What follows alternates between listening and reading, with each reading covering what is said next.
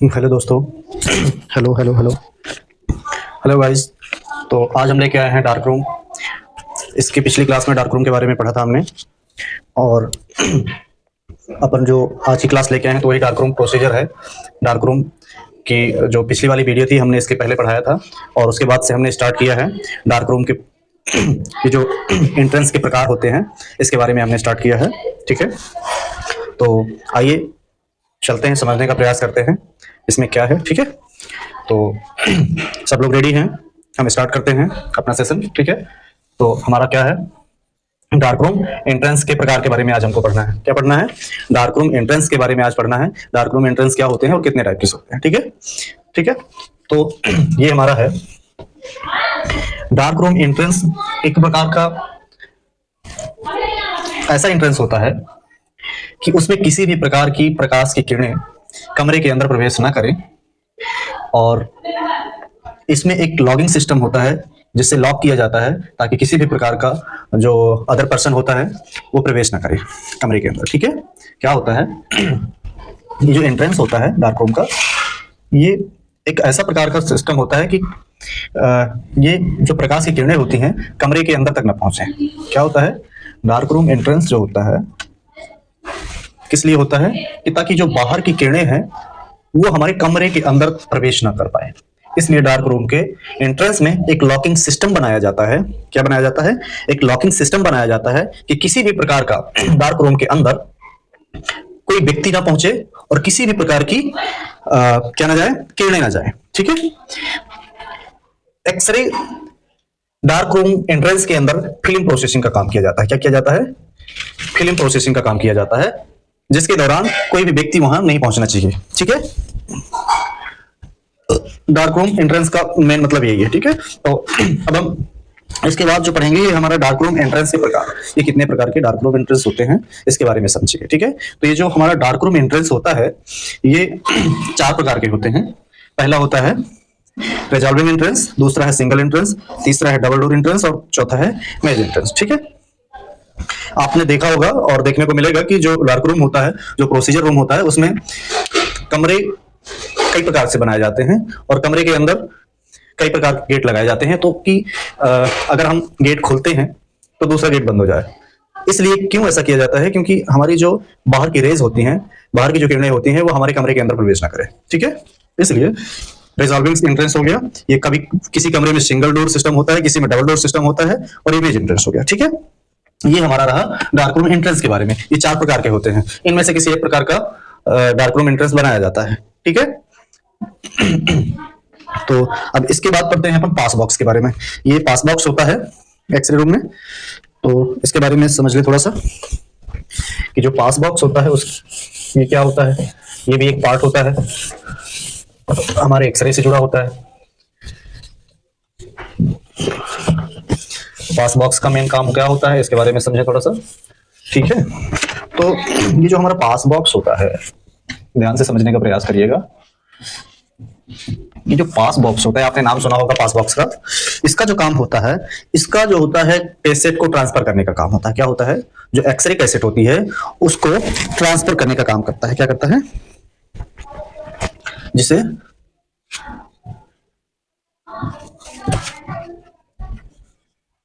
X ray transfer भी कहते हैं। ठीक है, क्या कहते हैं? इस पास बॉक्स को एक्सरे ट्रांसफर भी कहते हैं।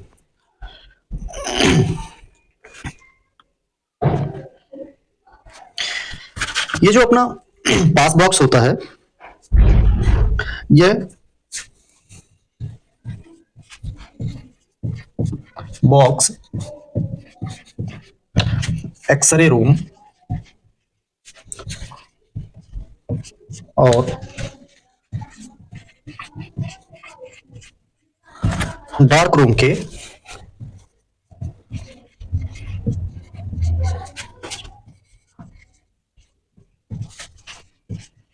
स्थित होता है। ठीक है, क्या होता है? ये जो पास बॉक्स होता है एक्सरे रूम और डार्क रूम के बीच में होता है। ठीक है, ठीक है। इसमें क्या रहता है पास बॉक्स में, जैसे पास बॉक्स का अगर ये है हमारा पास बॉक्स, एक डोर इधर है, एक डोर इधर है, ठीक है। अगर कोई पर्सन इधर से आके इधर से अगर जाता है तो ये जाके ये खुलेगा तो ये बंद रहेगा, ये खुलेगा तो ये बंद रहेगा, ऐसा रहता है। एक दरवाजा खोला जाता है तो दूसरा बंद हो जाता है, ये ऑटोमेटिकली किया जाता है, ठीक है। ये हमारे पास बॉक्स की खूबी होती है, ठीक है। तो हम ये समझ गए हैं। अब हम चलते हैं आगे की ओर बढ़ते हैं, क्लास फटाफट निपटाते हैं, है ना। अब हम पढ़ रहे हैं डार्क रूम इल्यूमिनेशन के बारे में जानेंगे। क्या जानेंगे? डार्क रूम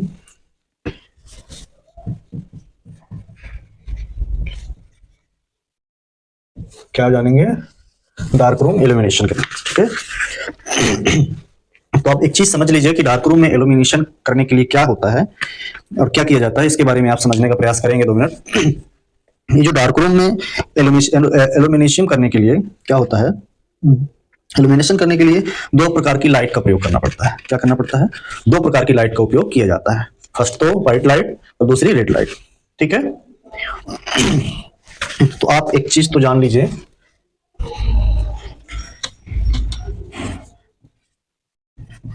डार्क रूम में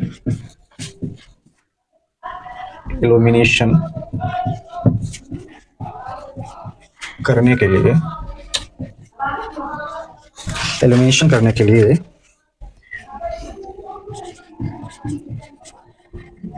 2 प्रकार की लाइट का इस्तेमाल करना होता है, ठीक है। क्या किया जाता है? 2 प्रकार की लाइट का उपयोग होता है। तो 2 कौन कौन सी लाइट है? फर्स्ट हमारी हो गई व्हाइट लाइट और सेकंड हो गई रेड लाइट। क्या हो गई? सेकंड हो गई हमारी रेड लाइट। अब एक चीज इसमें जानने की कि भाई रेड लाइट तो हम इसके पहले भी पढ़ चुके कि रेड लाइट का उपयोग क्या है, लेकिन ये कहां से बीच में कूद पड़ा, समझ रहा है। अभी तक तो हम बोल रहे थे कि भाई एक लाइट का उपयोग करते हैं, रेड लाइट का, लेकिन हमारे बीच में ये व्हाइट लाइट कहां से कूद पड़ी, इसके बारे में हमको समझना पड़ेगा। ये तो साला दिमाग खा रहा है, ठीक है। तो अब चिंता की बात नहीं है, हम समझेंगे कि ये व्हाइट लाइट का उपयोग कहां होता है।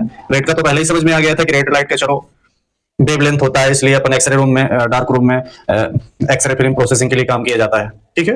लेकिन अब इसके बारे में भी समझेंगे, ठीक है। तो ये जो व्हाइट लाइट होती है,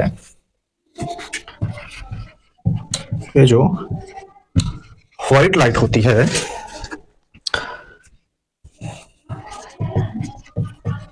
व्हाइट लाइट का जो उपयोग होता है ये होता है कैसेट और स्क्रीन के इंस्पेक्शन और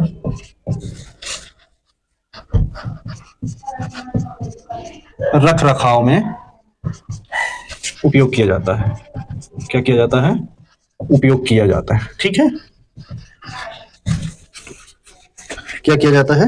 व्हाइट लाइट का जो उपयोग किया जाता है बच्चों, ये हमारे कैसेट और स्क्रीन के इंस्पेक्शन और रख रखाव के लिए किया जाता है। और किस लिए किया जाता है? ये जो व्हाइट लाइट होती है हमारी, ये डार्क रूम के साफ सफाई के लिए भी किया जाता है। जब हमारे डार्क रूम में कभी साफ सफाई होती है तो व्हाइट लाइट का उपयोग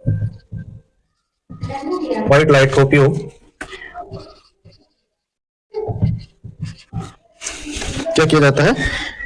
वर्किंग एरिया की साफ सफाई के लिए उपयोग किया जाता है, ठीक है। कहां किया जाता है? साफ सफाई के लिए उपयोग में लाया जाता है। और रेड लाइट के बारे में तो आपको पता ही है कि रेड लाइट का उपयोग कहां किया जाता है। रेड लाइट एक हमारी सेफ लाइट होती है, जो सेफ लाइट का मुख्यतः उपयोग वेवलेंथ का प्रकाश प्रदान करना होता है। एक्सरे फिल्म की प्रोसेसिंग के लिए किया जाता है, जो कि हमारे एक्सरे फिल्म प्रोसेसिंग में नुकसान नहीं पहुंचाती, इसलिए हमें रेड लाइट के उपयोग करनी पड़ती है, ठीक है। तो आज के लिए इतना ही काफी है। और नेक्स्ट क्लास में नेक्स्ट पढ़ेंगे इसी के बारे में।